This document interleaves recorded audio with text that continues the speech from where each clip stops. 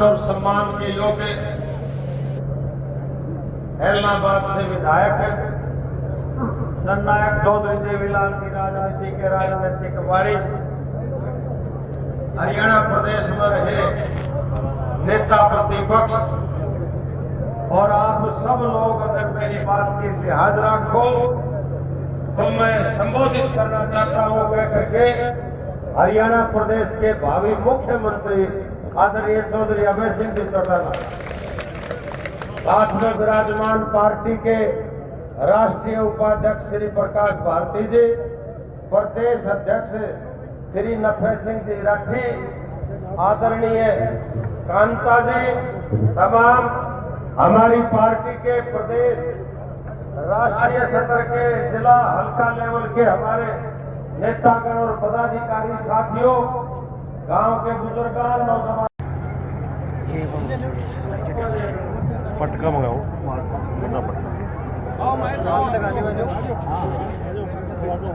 लगा तो फिर हाथ तो नहीं लगाया। चौधरी अभय सिंह चौटाला,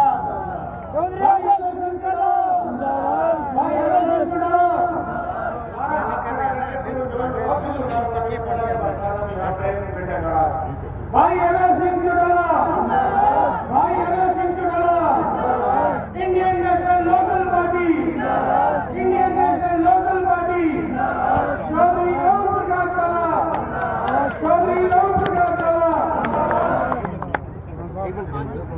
एक और बहुत बड़ी खुशखबरी है,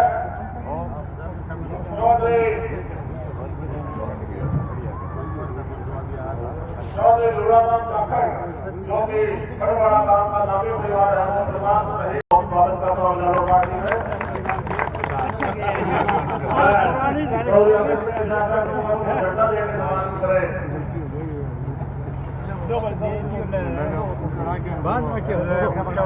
आज बड़वाड़ा गांव के सभी बुजुर्गों, माताओं, बहनों, आप बहुत देर से यहाँ माँ बांध दियो, रोज पुराने पहले बांध दियो, बहुत पहले कौन माँ कर दी,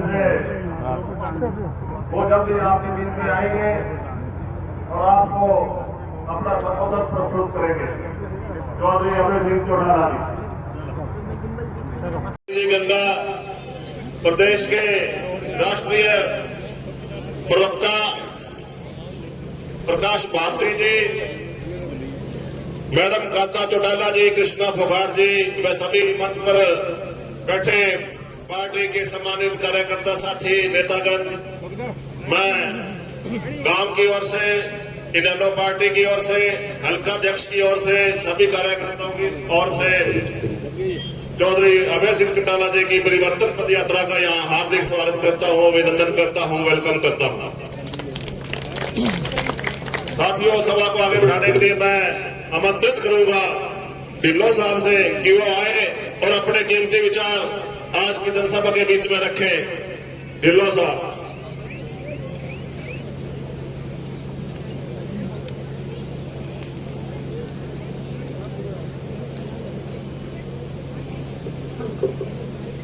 बहुत ही मान और सम्मान के योग्य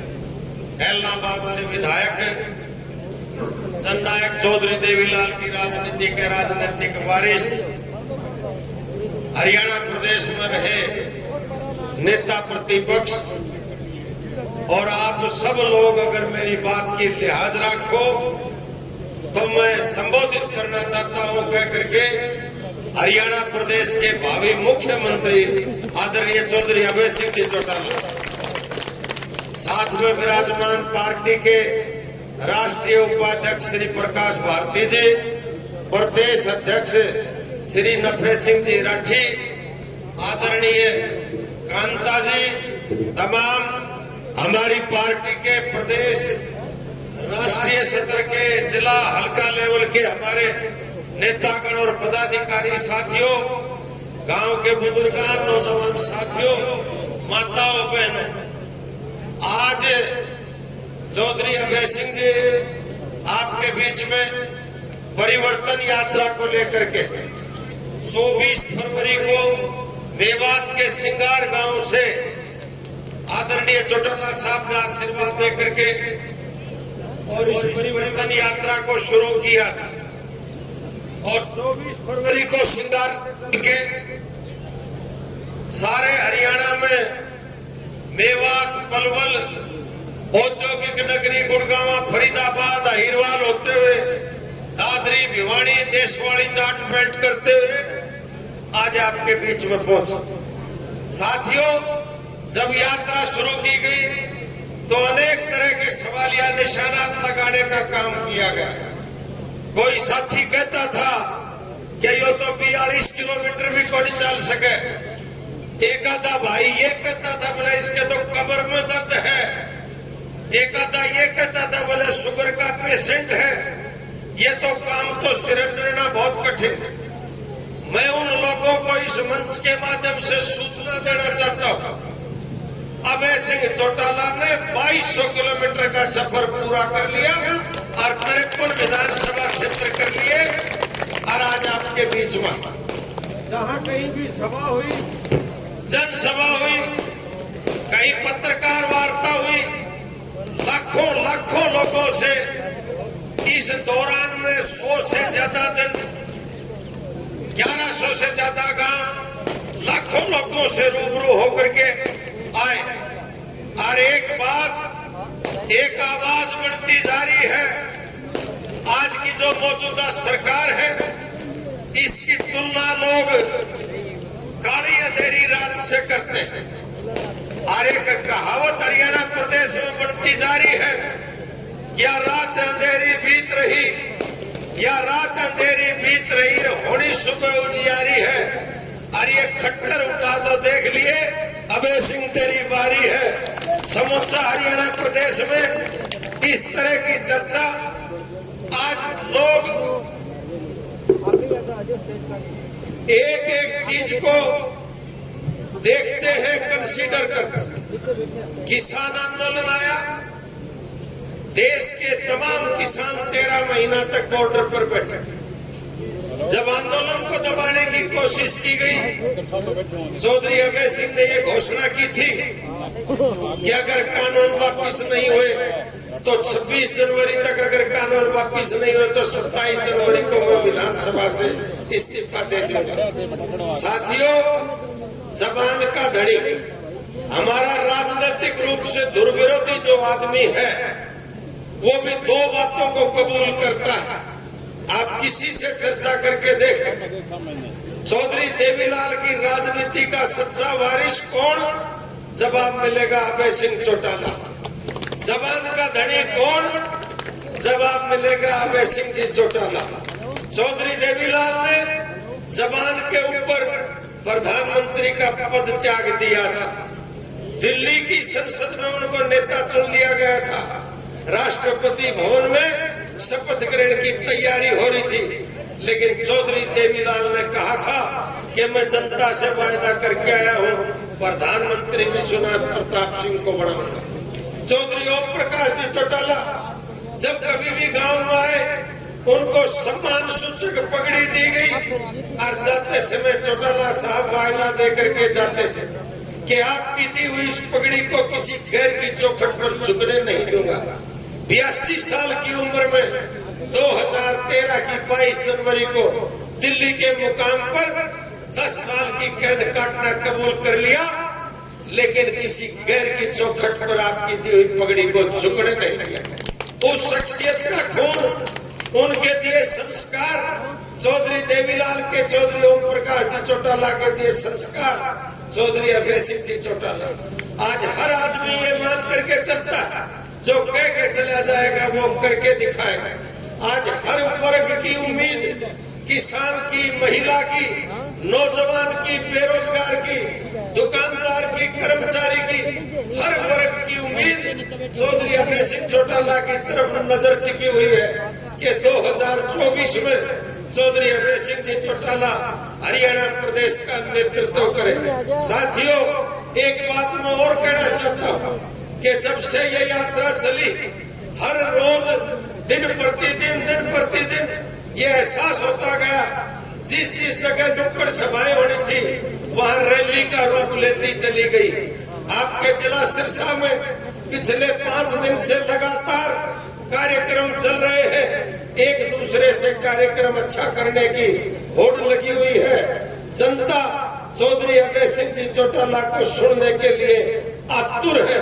चौधरी साहब ओम प्रकाश जी चौटाला ने जो वायदे जनता से किए, चौधरी अभय सिंह जी को जो जिम्मेवारी सौंपी, उसको निभाने के लिए चौधरी अभय सिंह जी आपके बीच में मौजूद है। और हम उम्मीद करते हैं कि जिस तरह से ये जन समर्थन मिलता जा रहा है और जिस तरह का माहौल हरियाणा प्रदेश में बढ़ता जा रहा है, निश्चित रूप से आने वाला समय इंडियन नेशनल लोकदल का होगा और निश्चित रूप से हरियाणा प्रदेश की बागडोर इस कमेरा वर्ग का प्रतिनिधि अभय सिंह चौटाला के हाथ में होगी। आप सबने हमारा गांव में पहुंचने पर इतना स्वागत, मान और सम्मान किया, इसके लिए आपका बहुत बहुत शुक्रगुजार और बहुत बहुत धन्यवाद करता हूं। मेरे साथ मिलकर के एक जयकारा में लगवाऊं। तमाम साथी मेरे साथ मिलकर के जयकारा लगाएंगे। चौधरी देवीलाल अमर रहे, चौधरी ओम प्रकाश चौटाला जिंदाबाद, भाई अभय सिंह आगे बढ़ो, अभय सिंह चौटाला जिंदाबाद। बहुत बहुत धन्यवाद। बहुत बहुत धन्यवाद आदरणीय ढिल्लों साहब, आपने बड़े ओजस्वी विचार इस सभा में रखे। अब मैं बड़वाड़ा गांव के सरपंच, जिन्होंने आज कांग्रेस छोड़ के इंडियन नेशनल लोकदल पार्टी में अपनी आस्था जताई है, और गांव के सभी वर्कर। दोस्तों, सबसे पहले तो मैं आप सबका इस बात के लिए आभार व्यक्त करता हूं कि जैसे यात्रा गांव में आई, बड़े बुजुर्गों ने, नौजवान साथियों ने, माताओं बहनों ने ढोल नगाड़े के साथ, फूल मालाओं के साथ, आतिशबाजी के साथ परिवर्तन यात्रा का स्वागत किया, अभिनंदन किया। मेरे साथ जो इस यात्रा में साथी चल रहे हैं, उन सबका आपने बहुत हौसला बढ़ाया, इसके लिए आप सबका बहुत बहुत आभार व्यक्त करता हूं। बुजुर्गों और साथियों, मेरे से पहले ढिल्लों साहब ने सारी बात आपके सामने रखी, किसान आंदोलन का जिक्र किया, उसके साथ साथ आज प्रदेश में, देश में किस किस्म के हालात हैं, उसके बारे में भी खुल करके आपके बीच में चर्चा करी। अगर मैं उन्हीं बातों को दोहराऊंगा तो बहुत लंबा समय लग जाएगा। हमारे देश के प्रधानमंत्री ने आज से 4 साल पहले जब लोकसभा का चुनाव हो रहा था, उस चुनाव में देश के किसान के साथ, अन्नदाता के साथ वायदा किया था और कहा था कि अगर मेरी केंद्र में दोबारा सरकार बनी तो सरकार बनने के बाद किसान की फसल की आमदन 2022 में 2 गुना कर दूंगा। हम तो ये मानते थे कि देश का प्रधानमंत्री स्वामीनाथन की रिपोर्ट को लागू करेगा। हम ये भी मानते थे कि देश के प्रधानमंत्री एमएसपी का कानून बनाएगा जिससे किसान को ठीक भाव मिलेगा। लेकिन हैरानी की बात है, बजाय एमएसपी का कानून बनाने के, स्वामीनाथन की रिपोर्ट को लागू करने के 3 काले कानून बना दिए। और ऐसे काले कानून थे कि 13 महीने तक पंजाब, हरियाणा, राजस्थान, उत्तर प्रदेश, मध्य प्रदेश के किसान को लाखों की संख्या में अपना घर, परिवार, बच्चे, खेत सब छोड़ करके दिल्ली के चारों तरफ जो बॉर्डर थे, उन बॉर्डर के ऊपर आकर के सरकार के खिलाफ आंदोलन चलाना पड़ा। 750 से ज्यादा किसानों ने शहादत दी। इस किस्म के हालात भी एक बार बढ़े जब मैं उस किसान आंदोलन को समर्थन देने गया था, हजारों लोग जब मेरे साथ गए थे, तो वहां जो किसान नेता आंदोलन की अगवानी कर रहे थे, उन्होंने मेरे सामने एक प्रस्ताव रख दिया कि बहुत सारे राजनीतिक लोग आए हैं, बहुत से राजनीतिक लोगों ने आकर के हमें समर्थन दिया है, लेकिन किसी ने ऐसी पहल नहीं करी जिसकी वजह से आंदोलन को कोई मजबूती मिले। उन्होंने उदाहरण के रूप में मेरे सामने एक बात कही कि चौधरी देवीलाल आज अगर हमारे बीच में होते तो कोई ना कोई आज ऐसा फैसला लेते जिसकी वजह से आंदोलन और ज्यादा मजबूत हो जाता। मैंने उन नेताओं से कहा कि मैं आपकी मंशा को समझता हूं। मैंने उसी वक्त प्रेस के लोगों को बुलाया और प्रेस के लोगों को बुला करके कहा कि 26 जनवरी तक अगर देश के प्रधानमंत्री ने काले कानून वापस नहीं दिए तो फिर 27 तारीख को जाकर के विधानसभा से इस्तीफा देकर के इस आंदोलन का हिस्सा बनूंगा, किसानों के साथ बैठ जाऊंगा। 26 तारीख को जहां ट्रैक्टर की तिरंगा यात्रा दिल्ली में निकल रही थी, लाखों किसान ट्रैक्टरों पे बैठ करके दिल्ली के अंदर उस तिरंगा यात्रा को दिल्ली के लोगों के बीच में लेकर के गए थे, जहां दिल्ली में इस किस्म की अफवाह फैलाई गई थी कि किसान आएंगे बड़ी संख्या में, पता नहीं क्या क्या नुकसान करेंगे। इनके हालात दिल्ली के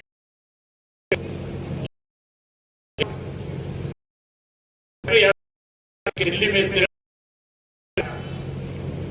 दिल्ली के लोगों ने स्वागत किया, फूल बरसाए, मिठाइयां खिलाई, जगह जगह स्वागत द्वार लगा करके किसानों का वेलकम किया गया।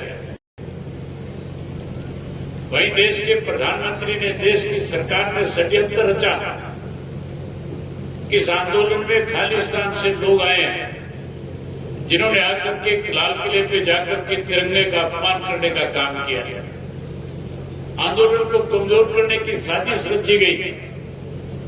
मुझे भी अनेक नेताओं के फोन आए कि आंदोलन टूटने जा रहा है, आंदोलन खत्म होने जा रहा है, आप इस्तीफा मत देना। मैंने कहा मैंने चौधरी देवीलाल की नीतियों में विश्वास व्यक्त किया है, मैंने उनसे राजनीति सीखी है। मैं चौधरी देवीलाल के दिखाए हुए रास्ते पर चल करके कल अपना इस्तीफा दे करके आऊंगा और किसानों के साथ उस आंदोलन में बैठ करके उस आंदोलन को और मजबूत करने का काम करूंगा। 26 को इस तरह की अफवाहें थी, 27 को मैंने इस्तीफा दिया और मेरे इस्तीफे के बाद जहां आंदोलन को कमजोर करने की कोशिश हो रही थी, आंदोलन और ज्यादा मजबूत हो गया। आखिर में देश के प्रधानमंत्री को 13 महीने के बाद जो कानून बनाए थे, इस बात पे सोचने को मजबूर होना पड़ा कि किसान जान दे देगा लेकिन अब कदम पीछे नहीं हटाएगा। अब तो काले कानून वापस करा के घर की वापसी करेगा। देश के प्रधानमंत्री ने आखिर सारे देश के किसान से माफी मांगी और ये कह करके आंदोलन समाप्त कराया था कि एमएसपी का कानून बनाने का काम करूंगा। आज भी एमएसपी का कानून नहीं है, इसकी वजह से आज भी किसान को उसकी फसल के दाम सही नहीं मिल रहे। आज भी सरसों का दाम जो था, सरकारी रेट 5450 रुपए क्विंटल का रखा हुआ था, लेकिन किसान सरसों मंडी में बेचने गया, सरकार ने खरीदी नहीं, खुले में बेचने पे मजबूर किया। हमें 4400-4500 रुपए के हिसाब से बेचनी पड़ी। 1000 रुपया क्विंटल का किसान को सीधा सीधा नुकसान हुआ। नुकसान हो को नहीं अब करता रहा, सबने नुकसान हो। जहां महंगाई बढ़ा दी वहीं इस प्रदेश के अंदर कानून व्यवस्था खत्म कर दी। आज जहां कानून व्यवस्था नहीं है, महंगाई बढ़ी हुई है, बेरोजगारी बढ़ी हुई है, भ्रष्टाचार बढ़ा हुआ है, आज उसके साथ साथ नशा बढ़ा हुआ है, अपराध बढ़े हुए हैं। नशे की हालत ऐसी है कि हमारा सरसा जिला बड़ा शांत जिला हुआ करता था, लेकिन आज कोई गांव शहर कस्बा ऐसा नहीं है जहां सत्ता में बैठे लोगों के साथ नजदीकियां बढ़ाने वाले लोग आज इस नशे के कारोबार में शामिल है। आज जहां नशा बढ़ा है उससे हमारी नई पीढ़ी का नुकसान हो रहा है, वहीं उसके साथ साथ आज किसान परेशान है, मजदूर परेशान है, व्यापारी परेशान है, कर्मचारी परेशान है। हर कोई इस राज को बदलना चाहता है। आज मैं आपके बीच में 2200 किलोमीटर का सफर तय करके आया, 53 विधानसभा क्षेत्रों में होकर के आया हूं। डबाड़ी 54वां विधानसभा क्षेत्र है और डबाड़ी के अंदर जैसे ही यात्रा पहुंची, डबाड़ी के पार्टी के कार्यकर्ताओं ने जहां यात्रा का स्वागत किया, वही ये विश्वास दिलाया और वहीं प्रेस के सामने इस बात का मैसेज दे दिया कि आने वाले समय में सरसा जिला की पांचों सीट जो है वो इंडियन नेशनल लोकदल पार्टी जीतेगी और आने वाले समय में जहां पूरे प्रदेश में परिवर्तन होगा, वहां सरसा इस परिवर्तन में सबसे अग्रणी भूमिका निभा करके 5 सीट जीत करके इंडियन नेशनल लोकदल पार्टी को सत्ता में लाने का काम करेगी। जहां विधानसभा की 5 सीट जीतेंगे, वही लोकसभा चौधरी ओम प्रकाश चौटाला जब प्रदेश के मुख्यमंत्री थे, उस वक्त में आप लोगों के बच्चों को रोजगार मिलता था, नौकरी मिलती थी। आज ना रोजगार है ना नौकरी है। एक वक्त ऐसा भी आपने देखा था जब चौधरी ओम प्रकाश चौटाला प्रदेश के मुख्यमंत्री थे, मैं आपके रोड़ी विधानसभा क्षेत्र से विधायक होता था। गांव के पढ़े लिखे नौजवान बच्चे फार्म भर देते थे। गांव के 10 आदमी मुझे जाके मिल करके कहते थे कि हमारे गांव का लड़का है, इसने पढ़ाई पूरी कर ली है, इसने फार्म भरा है, इसको नौकरी चाहिए, रोजगार चाहिए। आप मुझे पर्ची पकड़ा करके आते नहीं थे, उससे पहले उसको नौकरी और रोजगार मिल जाया करता था। मेरी ख्याल अकेले पड़वाड़ा गांव से थोड़े नहीं तो 200 से ज्यादा पढ़े लिखे नौजवान उस वक्त में नौकरी लगे थे, रोजगार मिला था। इतना मिलो कौन मिलो बेटा में इतना तो लाग गया उसे थारे गांव का। अरे 18 साल में लगे हुए कोई 10 साल कांग्रेस, 8 साल बीजेपी, एक लगे कौन लग गया जी का परिवार वाला तो सारा लाग गया उसी में तो जे मां लाग गया। कौन लाग गया मानस या रह रहे बाणा मुझे कोई। आप दोबारा से सरकार बनाओ, सत्ता का परिवर्तन करने का काम करो। जैसे सत्ता का परिवर्तन करोगे, जैसे सरकार बनाओगे, हर घर से एक पढ़े लिखे नौजवान बच्चे को नौकरी और रोजगार देने का काम करेंगे। जहां हर घर से एक पढ़े लिखे को, चाहे बेटा है बेटी है, नौकरी रोजगार देंगे, वहीं उसके साथ साथ कोई बेरोजगार अगर रह जाएगा तो उसको 21,000 रुपया बेरोजगारी भत्ता दे करके उसका भी मान सम्मान बढ़ाने का काम करेंगे। जहां उसको मान सम्मान देंगे, वहीं ये माताएं बहनें बैठी हैं, इनको भी मोदी ने कहा था कि अब की बार गैस का सिलेंडर, गैस का चूल्हा तुम्हें मुफ्त में दिया जाएगा। लेकिन आज जो गैस का सिलेंडर मुफ्त में देने की बात कही जा रही थी, उसकी कीमत बढ़ा करके 1200 रुपए कर दी। चौटाला साहब मुख्यमंत्री थे, 275 रुपए में मिला करता था। कांग्रेस के राज में उस सिलेंडर की कीमत बढ़ करके 400 रुपए हो गई थी। बीजेपी वालों में फ्री में देने की बजाय उसकी कीमत 1200 रुपए करने का काम किया है।